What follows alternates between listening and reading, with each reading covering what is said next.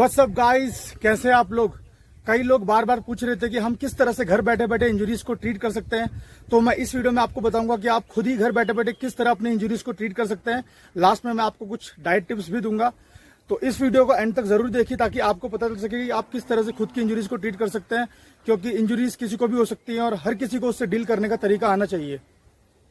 Treatment से पहले बात करते हैं प्रिवेंशन की, क्योंकि prevention is better than cure. सबसे बड़ा इंजरी होने का रीजन है प्रॉपर तरीके से वार्म अप ना करना। तो जब कभी भी हम बिना वार्म अप के वर्कआउट करना स्टार्ट करते हैं, हमारे मसल्स, जॉइंट्स और लिगामेंट्स उस हैवी वेट के लिए तैयार नहीं होते और इंजरी के चांसेस काफी बढ़ जाते हैं। कभी भी वर्कआउट स्टार्ट करने से पहले हमें 5 मिनट की मोबिलिटी ड्रिल्स करनी चाहिए, जो कि वार्म अप के लिए बहुत अच्छा काम करती हैं।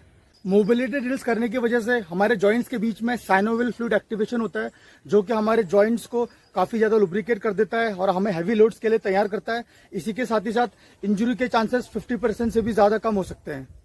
एक और बहुत कॉमन रीजन है इंजरीज होने का, गलत फॉर्म एंड टेक्निक से वर्कआउट करना। बड़े बड़े कंपाउंड मूवमेंट जैसे कि स्क्वाट्स, बेंच प्रेस, डेडलिफ्ट या बेंट ओवर रोज गलत फॉर्म एंड टेक्निक में करने की वजह से इंजरीज के चांसेस बढ़ा सकते हैं। अगर आपको इनका फॉर्म एंड टेक्निक नहीं पता है तो अपने पर्सनल ट्रेनर या ट्रेनर से कंसल्ट कीजिए और उनके बाद ही इन मूवमेंट्स को परफॉर्म कीजिए, वरना इंजरीज के चांसेस हो सकते हैं।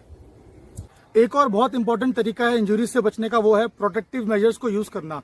जब कभी भी आप बहुत हैवी वेट लिफ्ट कर रहे हो, उस समय आप ध्यान रखना कि आप knee wraps, elbow wraps, wrist wraps या फिर वेट ट्रेनिंग बेल्ट यूज कर रहे हो, क्योंकि ये आपके जॉइंट्स को इंजरीज से बचा सकते हैं।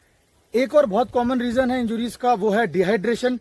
डिहाइड्रेशन होने की वजह से बॉडी में मसल क्रैम्प्स, मसल स्ट्रेन्स और मसल टीयर्स होना बहुत कॉमन बात है। लेकिन वर्स्ट केस सिनेरियो में आप ब्लैकआउट हो सकते हो, जिससे कि आपको एक एक्यूट इंजरी भी हो सकती है।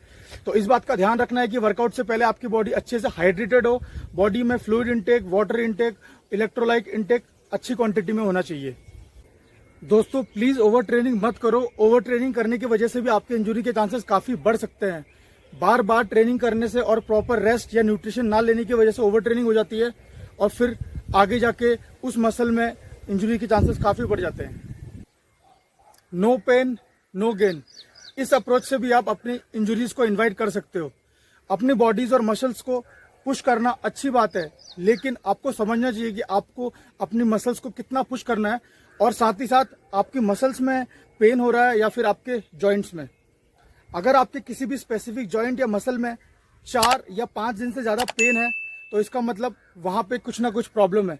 ऐसा होते ही आप उस एरिया को या उस मसल को प्लीज रेस्ट दो, क्योंकि अगर आप अभी 2 या 3 दिन का रेस्ट नहीं लेते हो तो आगे जाके आपको और ज्यादा हफ्ते या 10 दिन का रेस्ट लेना पड़ सकता है, जिसका कि कोई फायदा नहीं है। तो अब आते हैं अपने मेन पॉइंट पे, जो था ट्रीटमेंट। तो मैं आपको बताने जा रहा हूं कि किस तरह से आप घर बैठे अपनी इंजरीज को खुद ही ऑलमोस्ट अच्छी तरह से ट्रीट कर सकते हो। चाहो तो आप इस फॉर्मूला को नोट डाउन कर सकते हो या फिर इसे याद रख सकते हो।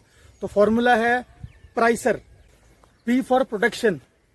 जिस भी एरिया में इंजरी हुई है उस एरिया को प्रोटेक्ट करना है ताकि उसके ऊपर से दोबारा कोई दूसरी इंजरी ना हो सके। प्रोटेक्शन के लिए हम बैंडेजेस, टेप्स या फिर गर्म पट्टी यूज कर सकते हैं। R for rest, injured area को रेस्ट देना है, उस एरिया से कोई मूवमेंट या एक्सरसाइज नहीं करनी है ताकि वो एरिया जल्दी से जल्दी रिकवर हो सके। आई फॉर आइसिंग, दिन में 3 या 4 बार आइसिंग कर सकते हैं ताकि उस एरिया की स्वेलिंग कम हो सके और रिकवरी जल्दी हो सके। सी फॉर कंप्रेशन, इंजर्ड एरिया को कंप्रेस करना है, इसके लिए हम लोग कंप्रेशन बैंडेजेस यूज करते हैं ताकि वहां पे जो स्वेलिंग है वो कम हो सके और रिकवरी जल्दी हो सके। E for elevation, injured area को हार्ट लेवल से ऊपर एलिवेट करके रखना है ताकि वहां पे ब्लड सर्कुलेशन कम हो सके और इंजरी की जो स्वेलिंग है वो भी ज्यादा ना बढ़ सके। R for referral, last point guys referral है, इस चीज को याद रखना। सारी की सारी चीजें ट्राई करके भी अगर आपकी इंजरी हील नहीं हो रही है काफी टाइम से, तो प्लीज एक फिजिकल थेरेपिस्ट को रेफर कीजिए और खुद उसके आगे कुछ मत कीजिएगा। 2-3 बातें मैं और आपको यहाँ पे बोलना चाहता हूँ कि जो आपको बिल्कुल भी नहीं करनी है। जिस एरिया में आपको इंजरी हुई है वहां पे बिल्कुल भी मसाज नहीं करनी है खुद की मर्जी से। जिस एरिया में आपकी इंजरी हुई है उस एरिया में बिल्कुल भी स्ट्रेचिंग नहीं करनी है और ना ही उस एरिया के लिए कोई ऐसी एक्सरसाइज करनी है जो आपको किसी ने भी बता दी हो कि इसको करने से आपकी वो इंजरी सही हो जाएगी। तो लास्ट में मैं कुछ डाइट टिप्स देना चाहता हूं आपको। आपने आज तक जो भी सुना होगा प्रोटीन, कार्ब्स, फैट के बारे में या जो कुछ भी आपने पढ़ा होगा, उससे भी ज्यादा इंपॉर्टेंट चीज मैं आपको आज बताने जा रहा हूं। डाइट में जो सबसे इंपॉर्टेंट चीज है वो होती है कैलोरीज का कॉन्सेप्ट।